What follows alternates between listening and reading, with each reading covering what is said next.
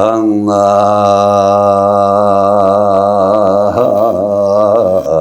적저 열애이묘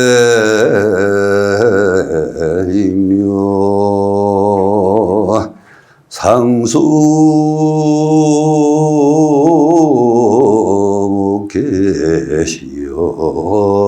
열애번이나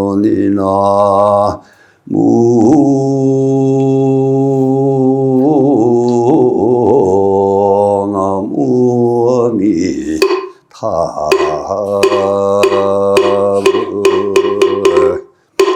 시제지가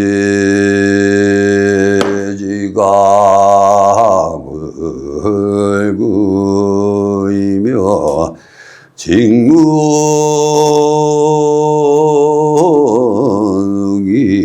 보이지도나 무아미타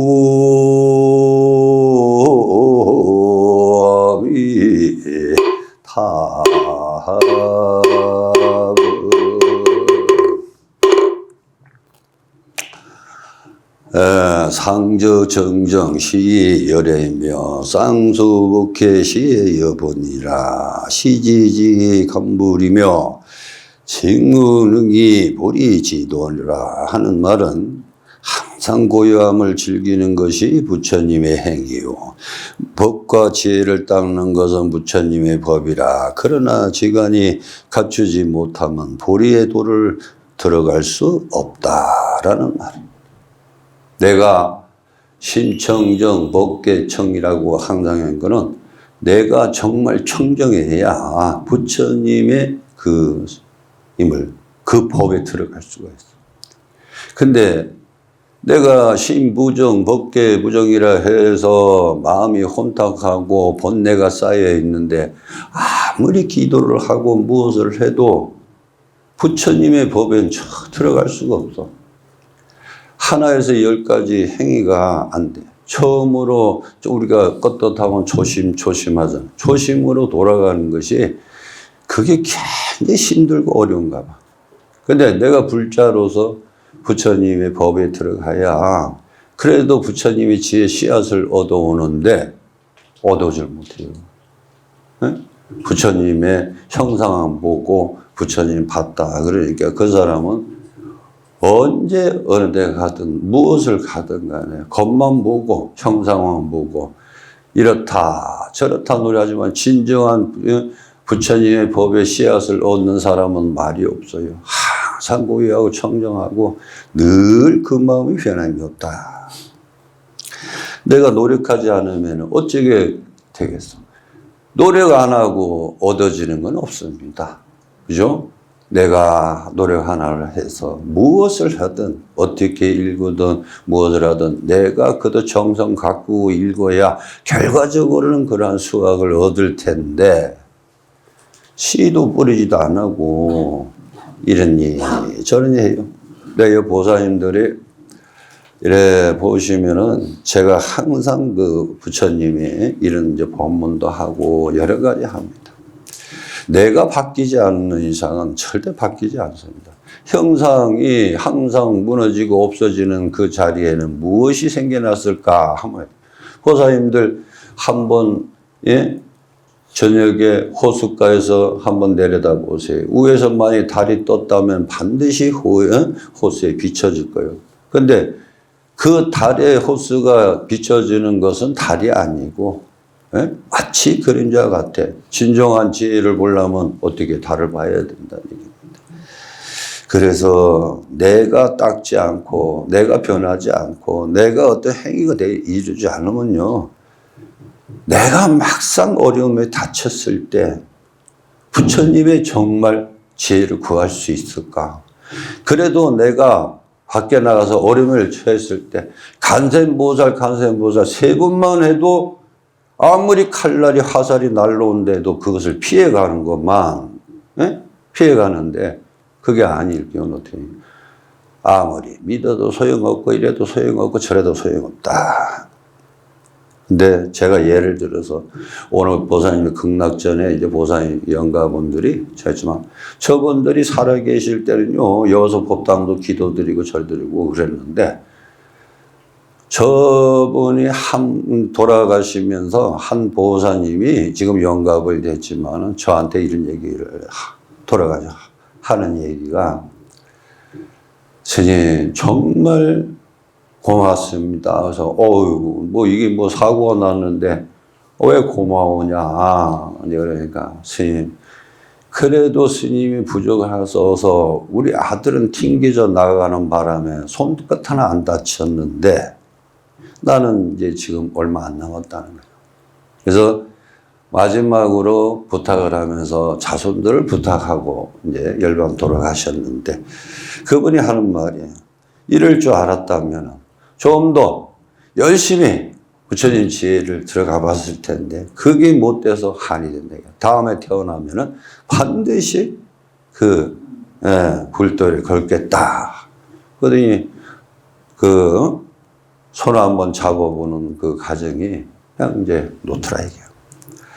그리고 우리가 이제 그분들이 이래 봤지만 우리가 늘 생각하는 것이 있어요. 뭐냐? 번뇌라는 것을 좀 내려놔야 되는데 내려놓지를 못해. 내가 오늘 어떻게 했는데, 내가 그동안 고생을 어떻게 했는데, 무조건 바라는 현상만 바라요.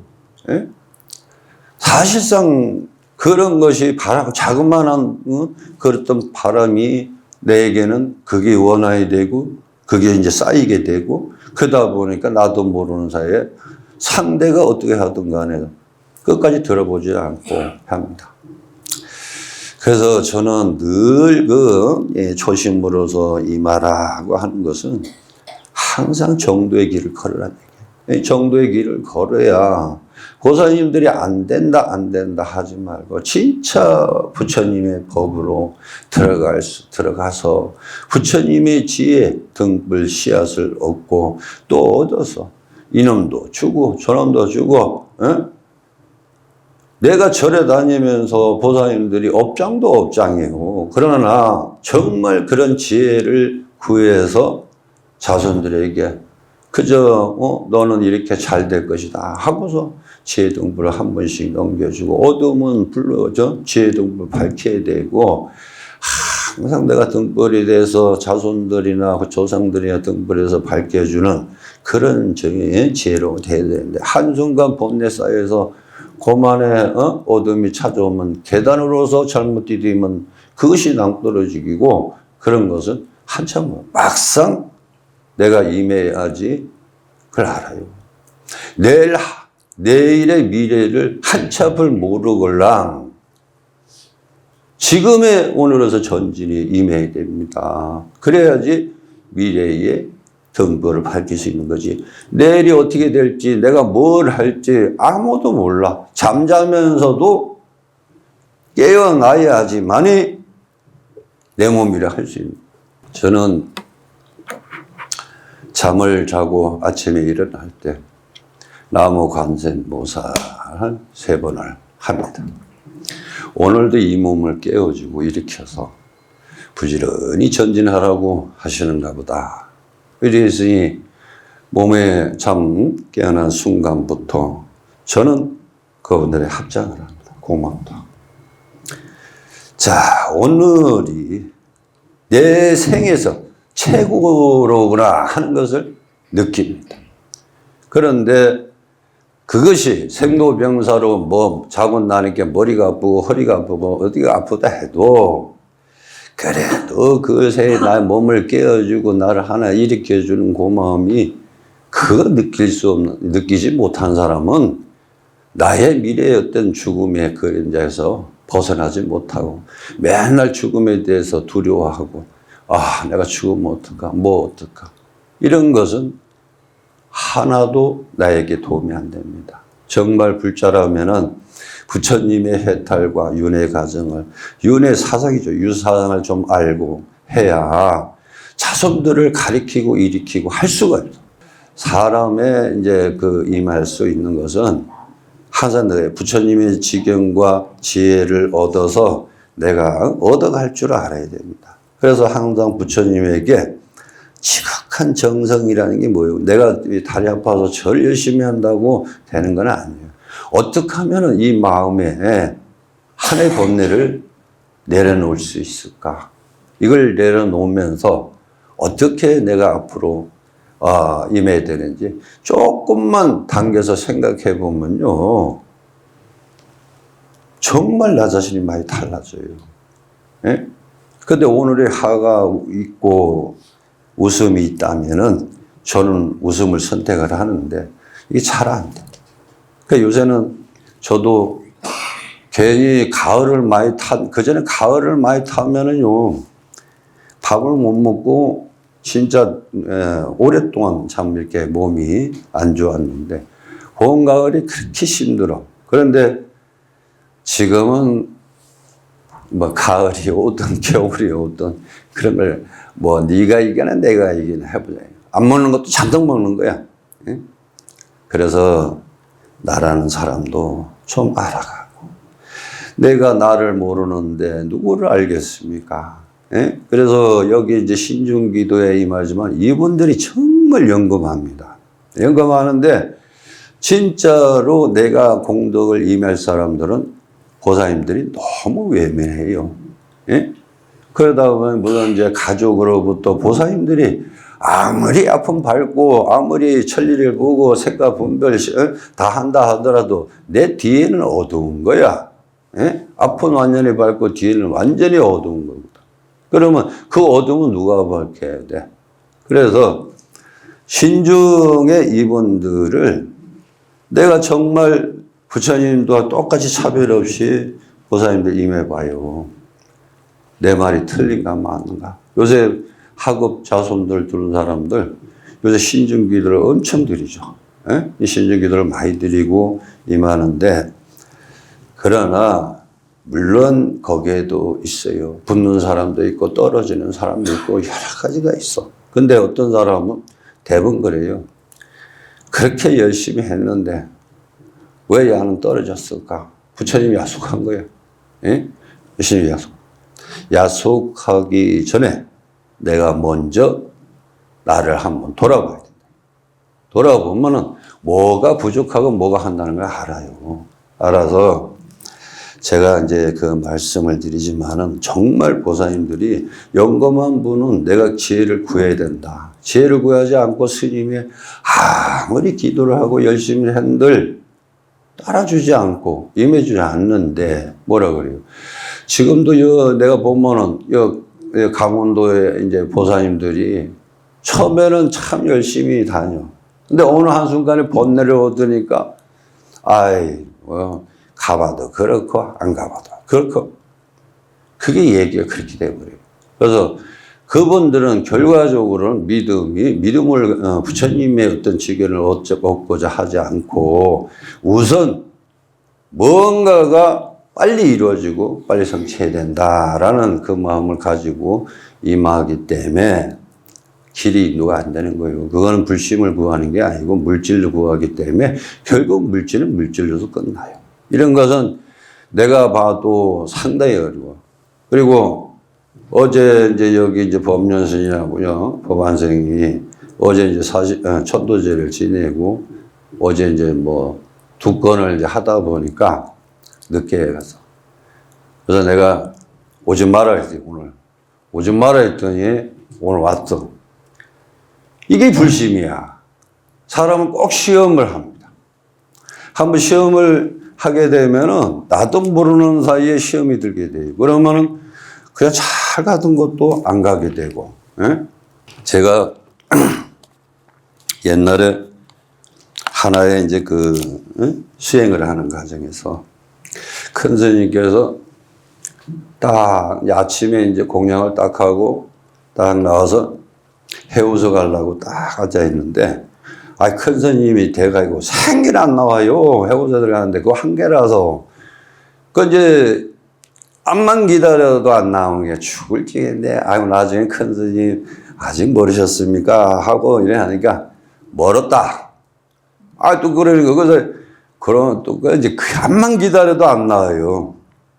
그래서 큰 스님이 화장실 문이 두 개인지는 몰랐습니다. 이게 나가는 문이 있고 창고로 나가는 문이 있고 들어가는 문이 있는데 옛날에 이렇게 하나 있어요. 근데 글로 나가셔가지고 창고에 볼일 보고 나무를 이제 해러 가셨는데 나는 그것도 모르고 한 몇 시간을 기다린 거예요. 그래가지고서 나중에 이제 화가 나서 이제 막 그때 큰 스님 보고 큰 스님 그러면 그러신다고 얘기를 했더니 대번 얘기하는 게 이놈아 그것도 모르느냐 하면서 말이요. 어떻게 네가 그거를 모를 수가 있느냐. 그래서 너는 배 채울 때는 어떠하고 비울 때는 어떠하냐. 그래서 비울 때하고 채울 때하고 기분이 어떤 것을 느끼고 어떤 의미를 느끼느냐라고 하는데 그래도 나중에 이제 내가 그래도 이제 먹는 느낌으로서 가장 이제 성취감을 느낀다. 그러니까 나보고 혼을 내는 거예요. 이놈아, 그래도 뭐니 해도 버리는 것만큼 좋은 건 없다. 그게 뭐든지 수행 자체는 하나하나 성품이 그런 되지 않는 것을 내려놓는 그런 수행법을 가져라 이제 말씀을 하셨습니다. 안 되면 되고 내가 한번 여기서도 그래 기도를 어떤 분은 내가 잘 저기 하다가 한순간에 길이 막혀서 그래 할 때 내가 부처님이 잘 이끌어주고 잘 할 때 더 열심히 해서 더 저기를 해야 되는데 내가 어느 순간에 내가 가면은 항상 중생심이 그래요. 그래서 수자상 아자상이 상으로서 일으키다 보니까 나중에 가면 부처님이 정말 진리였던 그런 걸 구하지 않고 그저 탓만 해요. 아까 얘기했지만은 탓만 하는 거는 그렇게 기도하고 그렇게 열심히 다녔고 내가 얼마 다녔는데 왜 이런 일이 생기느냐. 스님들도 가사장삼 읽고 아침 저녁으로 기도를 해도 성불이라는 것이죠. 부처가 되기 위해서 물론 이제 임하지만은 근데 그 과정을 잘 보면은 보살님들이 이해할 수 있어. 뭐든지 내가 하도로서 보고 뭐든지 한번 이렇게 듣는 것도 있지만 임하는 것도 있어요. 그래서 보살님들이 그런 걸 보면서 자 올해는 이민년이고 내년은 개민년에 이제 해가 와요. 그 개민년의 해에는 내 자손들 사업자 누구 아프 뭐 이런 그 작용이 있을 때 반드시 올해는 신중기도에 임해서 내 가족으로부터 반드시 등불이 되겠다. 그런 소원을 세워서 시작을 하게 되고 항상 신중에는 항상 발언이지 뭐냐 신무장구 대단하니라고. 물론 가는 길도 중요하지만은 신무장구 대단하니는 불교의 이 진료로서 가장 길고 영험하다는 겁니다. 그래서 만약에 그게 안 되면 하엄성중이라는 걸 늘 마음속에 외우면 늘 그분이 그렇잖아요. 우리 가정에는 뭐예요? 선신, 뭐 예를 들어서 잡신, 인신, 조항신부터 해서 떳떳하면 상문이 걸리고 떳떳하면 잡신이 들어와서 집안에 홍토하잖아. 근데 이분들은 뭐예요? 산신이 이분들은 그 집안에 믿는 만큼 하엄성중 3번을 외치는 만큼 거기서 떨어져 나간다는 거예요. 예? 그래서 집을 항상 맑고 해야지 맨날 흙탕물에다가 늘 맑아질만 하면 이중생 와서 훅 젖어 버리면 금방 그 혼탁한 물이 돼. 근데 또 기다려야 돼, 보살님들이. 그 물이 혼탁물이 된 게 금방 뭐 내가 맑아지라 해서 맑아지겠습니까? 예? 움직이지 않아가고 그대로 놔둬야만이 흙은 깔아앉고 맑은 물만 떠 있는데 그 과정이 있는 거예요. 그래서 한 누구라도 다 고비가 있어요. 근데 보살님들 한번 생각해봐. 내가 옛날에는 젊었을 때는 옷을 입으면 참 멋있다 그랬는데 지금은 옷을 쫙 뺏고 가도 스님하고서 딱 보다 뒤돌아보면 아이 스님 뭐 영 맛이 갔네 이런 식으로. 예? 그래 옛날에는 참고도 탁 보면 아 스님 참 잘생기셨네 이러다. 그래요 대번 시대가. 그래서 보살님들이 좀 더 신심을 가지시고 또 보살님들이 또 중요한 거죠. 이 절도랑은요 항상 보살님들이 공덕을 얻는 건 큰 데서도 있고 실천대도 있고 여러 가지 있습니다. 공덕 없는 데가 없어요. 근데 보살님들이 잠깐만 내가 돌아보면 내가 할 일이 있어. 쓸고 닦고 임하는 공덕은 그만치 공덕이 많이 따라. 그런데 그 공덕을 까먹는 사람이 있어. 요새 맨날 주차장에 가면 내 담배꽁초 주는 길이라, 스님이 돼가지고, 그 맨날 가서 담배꽁초 주고, 휴지 주고, 뭐 하는데, 그거 휴지 주워서 쓰레기통에 소화제 갖다 놓은 사람이 없다, 이게. 한 보사님이 여기 와서, 쓰레기를 이제 좀 내려놓으려고 쓰레기통이 어디냐, 그래. 쓰레기통 저 안에 있다니까. 근데 절에 와서 쓰레기를 버리려고요. 그러니까, 그러면 어디다 놔둬요? 보사님 차 운전하는데 바로 옆에 갖다 놔. 그런데, 그지 보사님, 그러면서 이상한 소리를 하는 거라. 그래서 내가 이제 한마디 했습니다. 보사님은 겉을 봐도 그렇고, 마음을 봐도 똑같네. 에? 그리고 여기가 어디라고 이 쓰레기 보이냐. 이제 그래가지고 그 업이 몇 급이 되려고 하지 않냐 하는 식입니다. 그랬더니 보사님이 결국은 어디 갖다 놓냐? 저 구석에 갖다 놓고 그냥 갔어. 그래서 그 사람은 부처님이 계시는 곳은 정말 청정한 곳이야. 청정한 곳인데 그래서는 안 되죠. 그리고 보사님들이 신중에는 자그마한 정성 하나가 됩니다. 근데 우리는 이 신중기도를 그전에는 옛날에는 보사님들이 신중기도 입제라 그러면 쌀을 머리에 이고 참 여기서 막 올려서 쌀을 양쪽가에 쌓았는데 지금은 아예 입제라도 그런 게 없어. 미공양, 한공양 또 이 공양 중에서도 굉장히 참 그 정성이 들어가요. 그런데 그냥 물질적으로만 그냥 임하려고 그러지 그런 공양은 받을 생각 안 해요. 그러니까 보사님들이 입제할 때는 작은 요 쌀 한 봉다리라도 보사님들이 향과 초를 임하고 그저 내 가정에 그러한 어둠들을 밝히 달라고 하고 삼재가 들은 사람들이나 이런 사람들은 내년에 정초를 봐서라도 이 그런 것을 임해줘야 돼. 근데 안 해줘.